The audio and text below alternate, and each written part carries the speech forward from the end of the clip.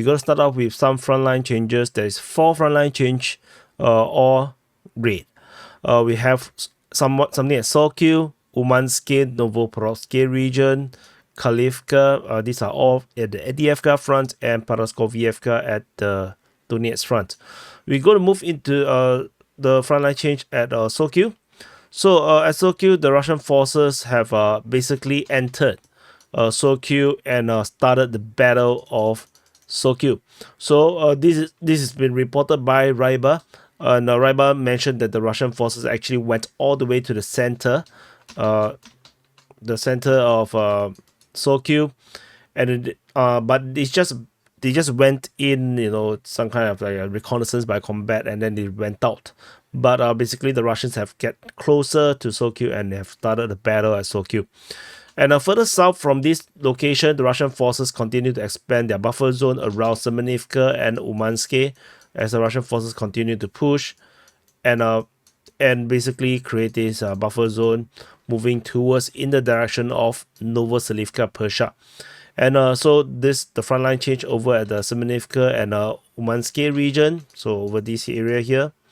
And the next frontline change is over at Avdiivka, further south from this location. Basically, this is just a slight change. Deep State UA has acknowledged these changes that I have already drawn in yesterday's report. Based on the geolocation, the Deep State UA basically claimed that the entire peninsula has been taken by the Russian forces. So this entire area is now under Russian control.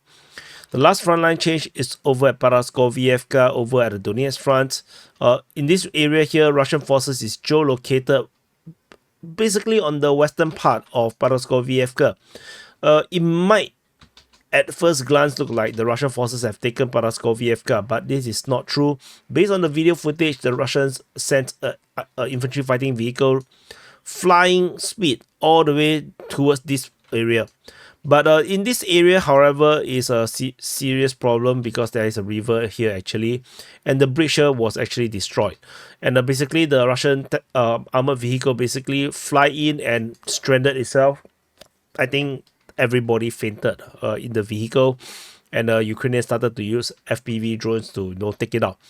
And so that is the situation over at this region of Paraskoviivka. There is no clear indication based on that video footage that the Russians have taken the entire village, but the fact that the Ukrainians are operating FPV drones within the village, tracking using surveillance drones to track the Russians' attack, might suggest that the Ukrainians have already fully withdrawn from Paraskoviivka and taken the defensive positions on the other side of the river.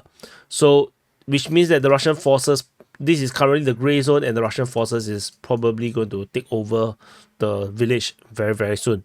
So these are the frontline changes report, and we move into the strategic and tactical reporting. First thing first is to press the like button, Commander. Remember to sign in. You come and listen to the report, you must sign in. So, and for those that are not yet joined the DPA army, subscribe, press the like button, and let's move into the Kharkiv front.